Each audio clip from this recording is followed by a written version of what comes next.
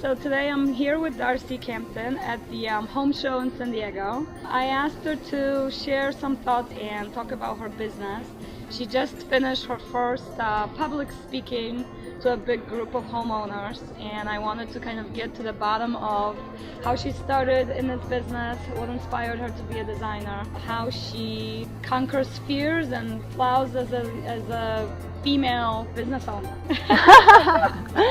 Well, I literally got thrown into the public speaking thing. It's not something that I really would go after. It's not something I'm comfortable with, but I never say no to an opportunity. So I really, when they called me and asked me if I would speak and gave me a free booth in exchange, I said, yeah, of course, I'll do it. So I always take those things as, they happen for a reason, and you have to kind of sometimes it takes someone to like push you to actually do something. So I'm happy I did it. It was a great experience, and I think once you do it once, it just gets easier and easier, and you have to do things that are uncomfortable to stand out from the crowd and get recognized. So tell me, go back a little bit and tell me how you got into interior design and what inspired you, what's behind it.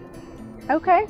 Well, I've always been creative by nature. I was an artist when I was really younger, and I was always rearranging furniture and painting walls, and I don't know how many times I redid my bedroom at my parents' house, but I think it was one of those things that was just in me, and I was, kind of in tune enough with myself to know that that was something that I had to do.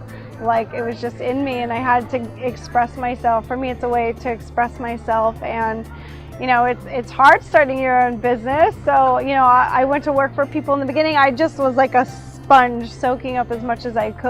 I love to learn from other designers, other business owners, like how do you start a business, everything I could. So and then from there, I just went to work and tried to find a way to stand out and be different and, get business moving as quickly as possible. So that's where I came up with Design in a Box. Yeah, can you talk about the Design in a Box? Because not many people actually in your industry have a product to sell. It's something on the marketing side that people like myself promote and transform, whether it's services or ideas, and we package them or we consult people to do that. But you've actually have been successful with that with your clients, and so talk about the concept, what inspired it at the beginning, how you've used technology to do it, and what ideas pushed you forward and actually created this packaged product that you're selling. Okay. Yeah, well, I actually started my business in a bad economy, so hiring a designer is a luxury, and when there's no money floating around, people aren't hiring designers. So I really tried to come up with a solution that could still give people, because people still have problems decorating their home. Like everybody, bad economy or what, people are still doing things, but they're on a budget. So I really wanted to find a way to kind of make it affordable for people to hire a designer. So people are usually stuck trying to figure out everything on their own, or they've got to spend a ton of money to hire an interior designer. So I said, why can't we meet in the middle? I'll tell you what I know if you don't mind doing the work, and I'll kind of guide you along the way and show you how to do it. So, and then from there, just, how do you best relay what's in your head and show people how to do it. So in the beginning, I started with my hand renderings until I found Diana, who's amazing. She's a computer whiz, and she can whip up these 3D renderings and kind of, collaboratively show people what it is that their home could look like, But, we take them through the whole process of figuring out what that dream home looks like and feels like to them, so we can give it to them in real life. And it's really rewarding to see people like with their aha moment, like, oh my God, that's my house.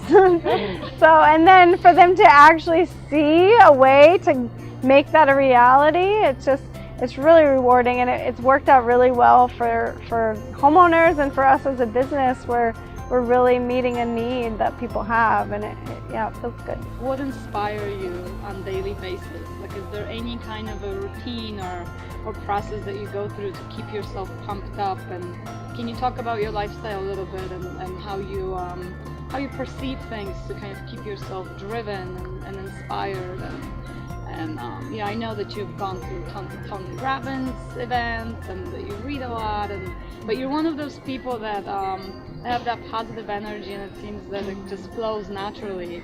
Is this something that you have to work on, or is it something that does come to you naturally?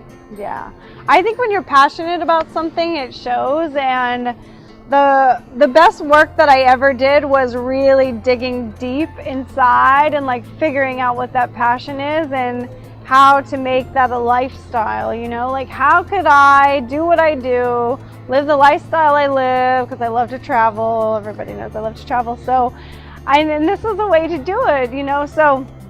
But yeah, the best work I did was really getting in tune with my passion. And when you find something you're really passionate about, it's really easy to be successful because the doors open and opportunities come about. And that's where I think it's best spending time, like any coaching thing that you do. I mean, it's great to be inspired by other entrepreneurs and learn the tips and tricks of the trade and like how to speed things up on a marketing side and things like that. But you have to do the work in the beginning and make sure you're doing something you're passionate about.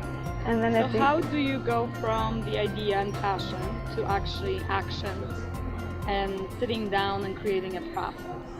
It's something that everybody talks about, and it's really the only thing that pushes people forward to create the lifestyle that they want. But moving from, I have this great idea, I have this passion, to actually executing it and feeling confident with it. Where does that confidence come from?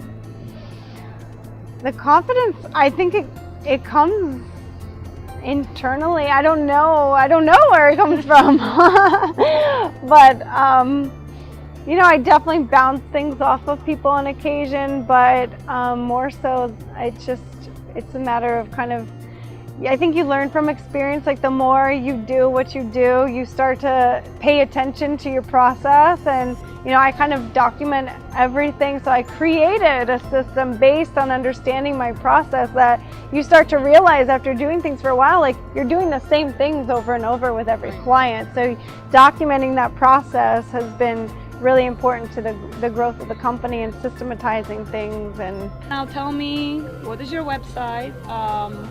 Talk about the company a little bit. The website's simplystunningspaces.net.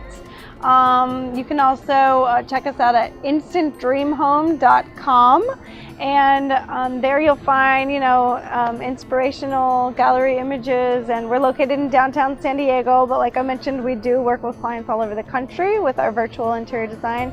And